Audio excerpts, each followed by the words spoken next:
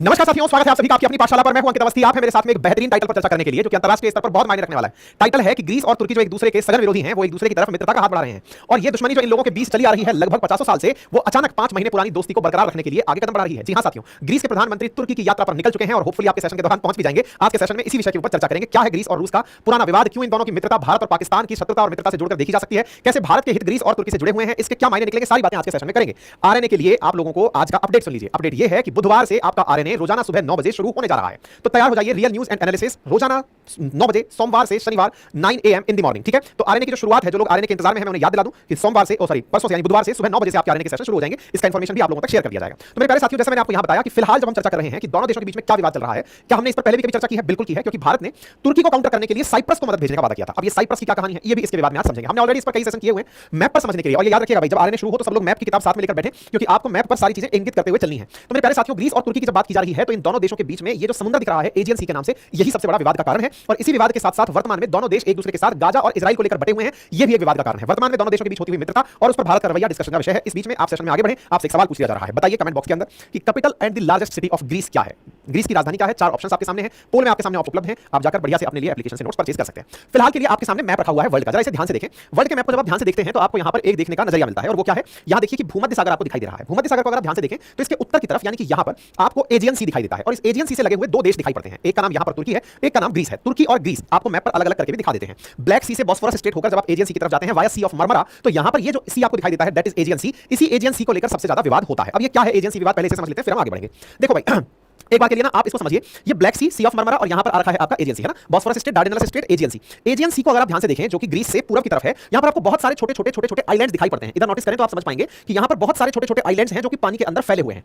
और अगर colour code match करें तो आप पाएंगे कि जो ग्रीस का कलर है वही इन आइलैंड्स का कलर है। इसका मतलब ये समझने का प्रयास करिए कि इस एजियन सी में बहुत सारे आइलैंड ऐसे हैं जिन पर ग्रीस का कब्जा है या उनको ग्रीस अपना मानता है। इनमें से कई आइलैंड ऐसे हैं जो बिल्कुल टर्की के भीतर तक घुसे हुए हैं। जरा आप इस आइलैंड को देखिए, बिल्कुल टर्की से ऐसा लग रहा है कि बॉर्डर लगा के बैठा हुआ है। यहां पर देखो आइलैंड की बारिश सी हो रही है। ये सारे के सारे आइलैंड ऐसे जो बिल्कुल टर्की से जुड़वा हैं। आप यहां पर देखिए, यानी कि समुद्र के अंदर जितने भी आइलैंड्स हैं उनमें मेजॉरिटी आइलैंड्स पर ग्रीस का कब्जा है। ग्रीस जिसकी राजधानी एथेंस है, इसका कब्जा है। ठीक है, बस यही इनके बीच का सबसे बड़ा विवाद है। अब आप पूछेंगे विवाद कैसे है? विवाद ऐसे है कि अकॉर्डिंग टू यूएन क्लॉज कोई भी देश अपने समुद्री सीमा से 12 नॉटिकल माइल तक की जमीन पर अपना टेरिटोरियल अधिकार रख सकता है।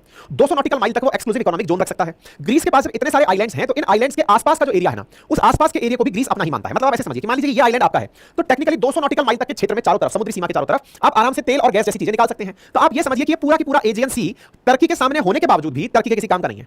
ग्रीस इस पूरे समुद्र पर अपना ही कंट्रोल रखता है और ग्रीस ही यहां से सारे ऑयल और नेचुरल गैस के जो भंडार हैं उनको एक्सप्लोर करता है। और आइलैंड्स पर उसका कब्जा है, तो अपने आप में उसकी बड़ी ताकत है ही है। टर्की इस बात से बिल्कुल भी प्रसन्न नहीं रहता। उसका गुस्सा देखने को मिला एक अन्य देश पर जिसका नाम है साइप्रस।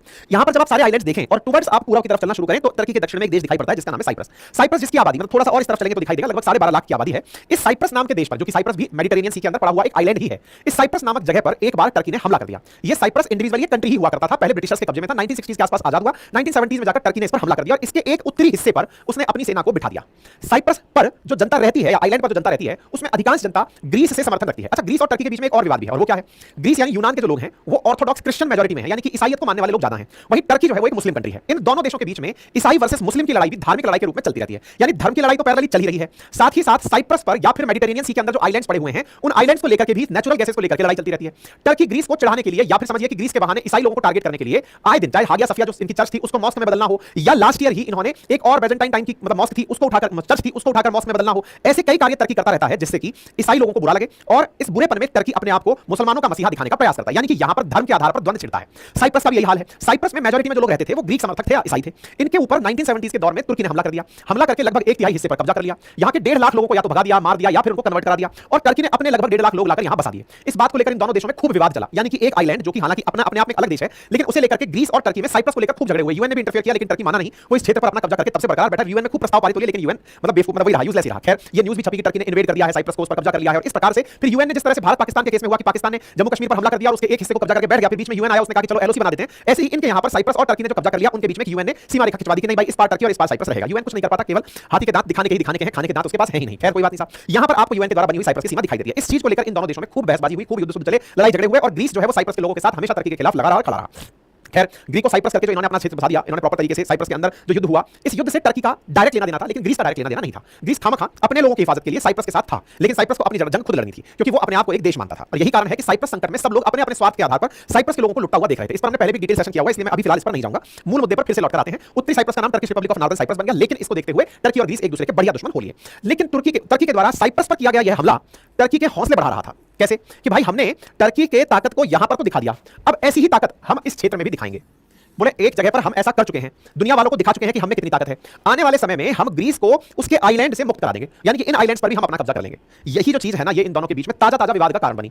कब? रिसेंटली कुछ सालों पहले टर्की ने एक मैप जारी किया, जिसमें आधे आइलैंड्स को टर्की ने अपना बता दिया और कहा कि इन आधे आइलैंड्स पर मैं गैस निकालूंगा, इसके आसपास के क्षेत्रों से ऑयल और गैस का एक्सप्लोरेशन करूंगा और उन्हें दुनिया के दूसरे देशों को बेचूंगा। तो देखो, मेडिटेरेनियन सी के एक पार तो आपको ये दो देश दिख रहे हैं, इसके दक्षिण की तरफ एक देश है जिसका नाम है लीबिया। ये रहा लीबिया।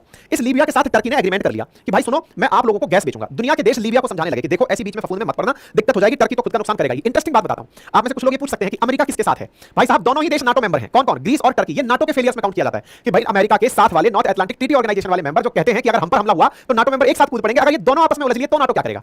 इसमें मजे लेता है रूस। रूस ऐसे समय पर टर्की का साथ देकर अमेरिका को चिढ़ाता है कि देखो बेटा, तुम्हारे ही बीच में हम लड़ाई का आनंद लेंगे। और सोचो, वो नाटो मेंबर्स को भी अपने वेपन बेच देता है रशिया, क्योंकि अमेरिका तो दोनों को ध्यान में रखते हुए, पावर को बैलेंस करते हुए चलेगा, नाटो मेंबर होते हुए भी दोनों को लड़ाना नहीं चाहेगा, बराबर रखेगा। और टर्की जैसे देश को रशिया अपने वेपन बेच के अपने पक्ष में करने का प्रयास करता है, बेटा तुम हमारे वेपन लो और मस्त रहो। यहां पर मतलब अलग ही कहानी चलती है और ये बड़ा विवाद है। जिस तरह से इंडिया पाकिस्तान है ना, उससे भी ज्यादा इन दोनों के बीच में विवाद चल रहे हैं। आप इस तरह से समझिए, दोनों देश आइलैंड्स को लेकर तगड़ा झगड़ा कर रहे हैं। युद्ध के नाम पर दोनों कई बार आमने सामने आ लिए। बस इंडिया में यह है कि इंडिया आपस में युद्ध लड़ लिया, ये लोग युद्ध से अभी तक बच ही रहे हैं। डायरेक्ट आमने सामने अभी युद्ध नहीं हुआ ड्यू टू नाटो। ठीक है, दुनिया के देश इनके ग्रुपिंग्स को अलग अलग तरीके से फेवर करते हैं। उदाहरण के लिए अभी इजराइल और हमास का जो कॉन्फ्लिक्ट चल रहा है, उसमें इजराइल का साथ दे रहा है ग्रीस और हमास का साथ दे रहा है तुर्की।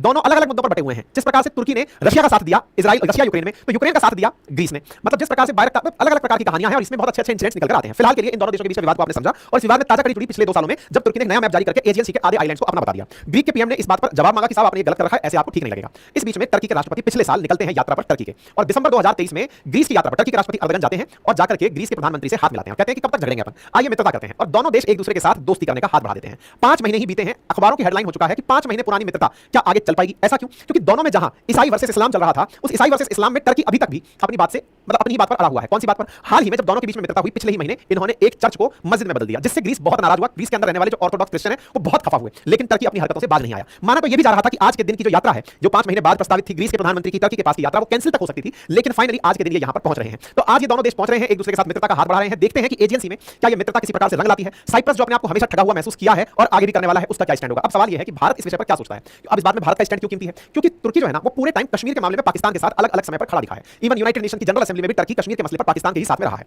उसी को काउंटर करने के लिए इंडिया ने साइप्रस के साथ डिफेंस डील साइन की थी कि जो साइप्रस टर्की के साथ में लोहा ले रहा था युद्ध में, भारत ने उसको वेपन देने के लिए डील साइन करी। तुम उधर कश्मीर में बात करोगे पाकिस्तान से, हम साइप्रस से डील करेंगे, ठीक है ना। साथ ही साथ भारत ने लीबिया के भी लोगों से मुलाकात की और उनको समझाया कि आप टर्की के साथ ना जाएं, ग्रीस के साथ जाना ठीक रहेगा। हमने अपनी तरफ से ग्रीस के प्रधानमंत्री से बातचीत की। ग्रीस के प्रधानमंत्री आए थे, मतलब इसी साल भारत आए थे, उनसे भी बातचीत की और उनसे बात करके एक जानकारी जुटाई। और वो क्या जानकारी थी? असल में आपको याद हो तो टर्की ने एक ड्रोन बनाया जिसका नाम बायरक्तार ड्रोन है, TB2 के नाम से जाना जाता है। वो बायरक्तार ड्रोन दुनिया में काफी चर्चा में है। मतलब उस ड्रोन ने यूक्रेन को जब उसने बेचा तो उसने रशिया का खूब नुकसान पहुंचाया। वो ड्रोन ऐसा है कि वो आकार में छोटा है और रडार में कैप्चर नहीं होता, रडार में पकड़ में नहीं आता। तो रडार में पकड़ में नहीं आता तो उसको देखने के लिए, मतलब जिसने रूस का बहुत नुकसान पहुंचाया हो तो डेफिनेटली वो ड्रोन अच्छा होगा। ग्रीस ने उसका काउंटर करने के लिए एक ड्रोन बनाया है जो कि सर्विलांस रख सकता है बायरक्तार ड्रोन पे। भारत ग्रीस से उस ड्रोन की टेक्नोलॉजी ले रही है। आप समझ रहे हैं आप क्यों सोचना? क्योंकि बायरक्तार ड्रोन टर्की पाकिस्तान को भी देगा, और अगर वो पाकिस्तान को मिलते हैं तो पाकिस्तान और भारत के बीच के संघर्ष में हो सकता है कि वो ड्रोन भारत पर उपयोग में लिए जाएं। भारत अपनी सीमा सुरक्षा को सुनिश्चित करते समय ग्रीस से उस बायरक्तार ड्रोन का एक एप्साइटस कुछ नाम से ड्रोन है, उस ड्रोन का डेटा मांग रही है जो ग्रीस ने बनाया है कि भाई तुम लोग मुझे वो ड्रोन का डेटा दो जिसमें बायरक्तार ड्रोन का रडार से वो किया हुआ है, एनालिसिस किया हुआ है। एक बार पता चल जाए कि कहां उड़ रहा है फिर तो उड़ा देंगे उसको, लेकिन वो कैच में नहीं आता रडार के, तो बोले उसके बारे में जानकारी हमें मिल जाए। तो भारत ग्रीस के साथ इस समय आगे बढ़ रहा है। दोनों के बीच अगर मित्रता होती है तो निश्चित ही भारत के लिए थोड़ा सेटबैक रहेगा, लेकिन ये लोग मित्र बन नहीं पाएंगे। जमीन का विवाद कभी सुलझाएगा तो सुलझ जाएगा। ग्रीस वैसे भी, अब तुर्की वैसे भी इजराइल के विरोध में खड़ा है और